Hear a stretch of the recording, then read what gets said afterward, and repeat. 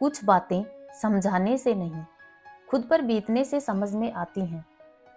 स्वीकार करने की हिम्मत और सुधार करने की नीयत हो तो इंसान बहुत कुछ सीख सकता है। कड़वाहट तो ऐसे ही बदनाम है, दिल तो अक्सर मीठा बोलने वाले तोड़ते हैं। किसी के साथ रहो तो वफादार बनकर रहो। धोखा देना तो गिरे हुए लोगों का काम है। अकड़ तो सब में होती है, लेकिन झुकता वही है जिसमें रिश्तों की फिक्र हो। कुछ बदलाव कष्टदायक होते हैं, लेकिन वही बदलाव बहुत प्रेरणादायक होते हैं। क्रोध के समय मौन और समस्या के समय मुस्कान सबसे बड़ी ताकत होती है। व्यवहार वह सीढ़ी है जिससे आप मन में भी उतर सकते हैं और मन से भी। मन से दुखी औरत हमेशा के लिए शांत रहती है। सांस तो लेती है पर अंदर से मर जाती है। समाज को लगता है औरत को कभी दर्द नहीं होता। औरत का दर्द ना कभी कोई सुनता है, ना समझता है, ना देखता है। बात कड़वी है मगर सच है। कलयुग चल रहा है, यहाँ कोई भरोसे के लायक नहीं है। जिसकी शक्ल जितनी ज्यादा सुंदर होगी वह उतना ही बड़ा धोखेबाज है। आज सच्चा प्यार हार रहा है और खुश वही है जो 10 जगह मुँह मार रहा है। हर व्यक्ति के जीवन में उतार चढ़ाव होते रहते हैं, लेकिन वह यह हमारी सोच और दृष्टिकोण है जो हमें आगे बढ़ाता है। सकारात्मक सोच, लक्ष्य निर्धारण और ध्यान के माध्यम से हम अपनी निराशाओं को पार कर सकते हैं। याद रखिए, जीवन एक यात्रा है जिसमें हमें आगे बढ़ते रहना है। जीवन में कठिनाइयां तो आएंगी, लेकिन हमें अपने भीतर की ताकत को पहचानते हुए आगे बढ़ना है। निराशा एक क्षणिक परिस्थिति है और हमें इसे अपनी पहचान नहीं बनने देना है।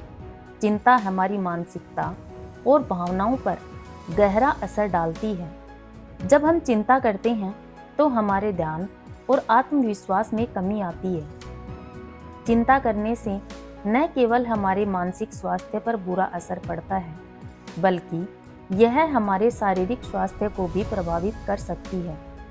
इसलिए चिंता को नियंत्रित करना और सकारात्मकता की ओर बढ़ना आवश्यक है। कुरुक्षेत्र के युद्ध क्षेत्र में जब अर्जुन ने अपने सामने लड़ने आए हुए अपने भाई बंधुओं, परिजनों, गुरुजनों को देखा तो वह भी चिंता में डूब गया, जिसके कारण वह भी अपने लक्ष्य से भटक गया, उद्देश्य से भटक गया। तब भगवान श्री कृष्ण ने न केवल अर्जुन को बल्कि संपूर्ण संसार को चिंता मुक्ति का एक उपाय दिया, और वह उपाय था श्रीमद् भगवत गीता। श्रीमद् भगवत गीता के ज्ञान ने अर्जुन की चिंता का निवारण किया और उसे अपना निश्चित कर्म करने के लिए प्रोत्साहित किया। इसलिए कान्हा कहते हैं, चिंता नहीं चिंतन करो। भगवान श्री कृष्ण कहते हैं कि इंसान के धैर्य और धर्म की परीक्षा कठिन समय में ही होती है। जब समय आपके विपरीत चल रहा होता है तो शांत रहना सबसे उचित होता है। आज यदि बुरा समय चल रहा है तो कल अच्छा समय भी अवश्य आएगा। आप केवल निस्वार्थ भाव से अपना कर्म करते रहिए, क्योंकि देखा जाए तो केवल यही आपके हाथ में है। हमारे द्वारा किए गए किसी भी कर्म का परिणाम क्या होगा या हमें इसका क्या फल मिलेगा, कब मिलेगा, यह तो ऊपर वाला ही जानता है। भगवान श्री कृष्ण ने कहा है, यह संसार मेरी ही माया है, यह संसार मुझसे ही उत्पन्न हुआ है, मैं ही इसका पालन पोषण करता हूँ और मैं ही इस सृष्टि का विनाश भी करता हूँ। लेकिन वास्तविकता में मुझे कोई नहीं जानता। मैं सभी प्राणियों के हृदय में स्थित सभी की आत्मा हूँ। सभी प्राणियों का आदि, मध्य और अंत मैं ही हूँ। मैं ग्रहों में सूर्य हूँ, वेदों में सामवेद हूँ, देवों में इंद्र हूँ, इंद्रियों में मन हूँ। मैं ब्रह्मा हूँ, मैं विष्णु हूँ, मैं महेश हूँ। जलाशयों में मैं समुद्र हूँ, पर्वतों में मैं हिमालय हूँ।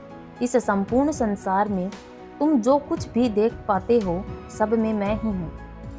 कान्हा कहते हैं कि जिंदगी में कितना भी कठिन समय दुख आ जाए उसे भागना मत, क्योंकि कितनी भी कोशिश कर लो मुसीबत आपका पीछा नहीं छोड़ेगी। इसीलिए मुसीबतों से भागो मत, उनका निर्भय होकर डटकर सामना करो। मानव को जीवन में श्रेष्ठ बनने का प्रयत्न अवश्य करना चाहिए। जैसी सोच रखोगे वैसी ही स्थिति आ जाएगी। जैसी स्थिति पाना है वैसी सोच रखो। विवेकी वही है जो संतुष्ट है, हर परिस्थिति में मन को प्रसन्न रखता है। मन को प्रसन्न वही रख सकता है जिसको भगवान पर भरोसा है। ग्रंथों में लिखा गया है कि मनुष्य मौन रहना सीख ले तो उसकी अधिकांश समस्याएं अपने आप ही समाप्त हो जाती हैं। और सत्य में मौन में बड़ी शक्ति होती है, बड़ा बल होता है, किंतु वो बल किस काम का जो समय आने पर आपके काम ही न आए। क्या सदा मौन रहना उचित है? नहीं। इतिहास साक्षी है, संसार में अधिकांश विपदाएं इसलिए आई क्योंकि समय पड़ने पर मनुष्य उसका विरोध नहीं कर पाया, मौन रह गया। यदि मौन रहना शस्त्र है तो उसका सही समय पर विरोध करना आवश्यक है। जब किसी के नाम को बार बार पुकारा जा रहा है तो उसे पीछे मुड़कर देखना ही पड़ता है कि कौन उसे पुकार रहा है। उसी प्रकार भगवान के नाम का बार बार स्मरण किया जाता है तो उसे झुकना ही पड़ता है। जीवन में हमेशा याद रखना, समुद्र के किनारे पर खड़े रहकर आप सुरक्षित तो रह सकते हैं, लेकिन जो व्यक्ति समुद्र की गहराइयों में जाता है मोती खोजकर वही बाहर लाता है।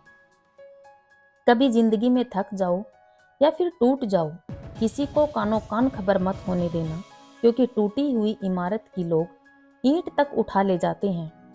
कद्र ना करने पर ऊपर वाला छीन लेता है शख्स भी और वक्त भी।